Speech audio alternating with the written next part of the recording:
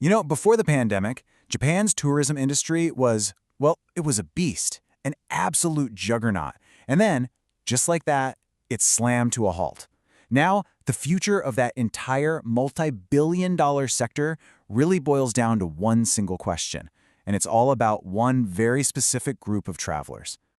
So what is that question? It's this: when will Chinese tourists return?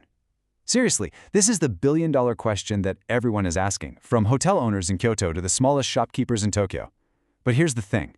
The answer isn't just a date you can circle on the calendar. Oh no.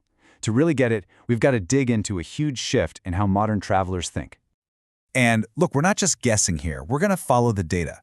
We're digging into a massive survey from the Chinese Academy of Social Sciences. And when I say massive, I mean it, over 10,000 people. This gives us this incredible, rare peek inside their minds, what they're planning, what they're dreaming about, and maybe, most importantly, what they're afraid of now.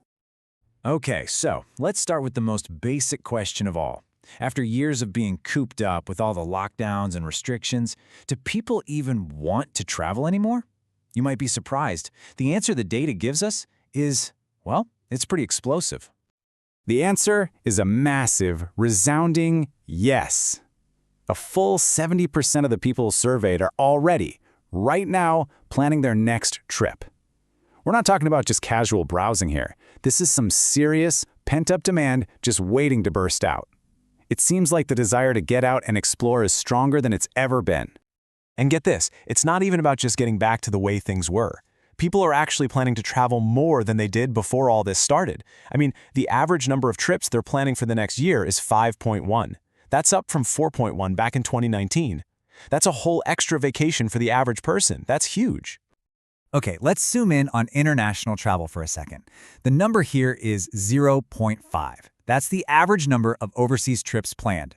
Now, I know, 0.5 sounds kind of small, right? But think about it. When you apply that number to China's entire population, you're talking about a mind-boggling 700 million potential international trips. The economic impact of that, it's absolutely massive. But, and this is a big but, here's where the story takes a turn. This incredible wave of demand, it's not the same as it was before. It comes with a whole new set of rules. The pandemic completely rewired what travelers are scared of, and that's changing literally every decision they make. This is the key question, right? Any country, any city, hoping to win back these tourists has to have a good answer for this. What are the new deal breakers for the post-pandemic traveler? Well, here they are. It's pretty clear. The number one fear isn't what you might have guessed a few years ago. It's the risk of getting sick in a crowded place. Right behind that is poor hygiene. And then look at number 3, the fear that a place might just suddenly shut down, that logistical nightmare. These 3 fears are totally reshaping the travel world. Okay, so if those are the fears, how do you fix it? How do you build trust? Well, vague promises like, hey, don't worry, we're totally safe. That just doesn't cut it anymore. It's useless. The survey is crystal clear on this. What works is proof you can see. Real, tangible evidence. People want to see pictures of temperature checks. They want to watch videos of the staff cleaning everything. They want to see those dividers between tables. It's all about trusting what you can see with your own eyes, not just what someone tells you. And this new obsession with safety and avoiding crowds, it's creating some serious ripple effects. It's not just about how you book a hotel. It's causing this seismic shift in what people actually want to do when they're on vacation. The data really paints a picture here. That old way of traveling, just bouncing from one famous landmark to another, spending all your time in big city shopping malls, that's losing its shine. What's taking its place? A huge surge in people wanting to connect with nature, with history, with real local culture. And you can see this happening in real time when you look at where people want to go. Take Shanghai and Shanghai Disneyland. I mean, these were titans of tourism, right? Their popularity has taken a nosedive. But then you have a place like the ancient Great Wall, something more remote, and its popularity has just surged. And look at South Korea, which was a huge hub for city shopping. It's seen a big decline too. The pattern is pretty clear. So when you hear all that, you're probably thinking, this sounds like really bad news for Japan, doesn't it? I mean, Japan is famous for its massive cities, the neon lights of Tokyo, the crazy busy streets of Osaka. But this is where the data shows us something really fascinating, a total paradox.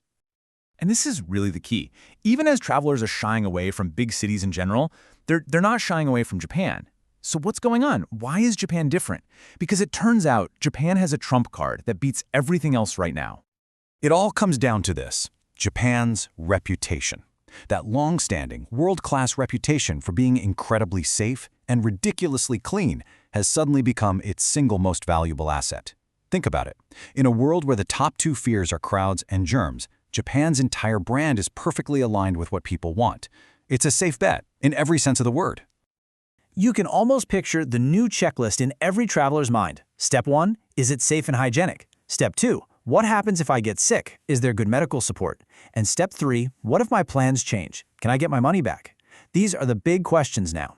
And Japan, with its super high standards and reliability, can answer yes to all of them more confidently than just about anywhere else. So, okay, the opportunity for Japan is huge, it's massive, but it won't last forever. There's a clock ticking here, and one of the biggest travel holidays of the year is right around the corner.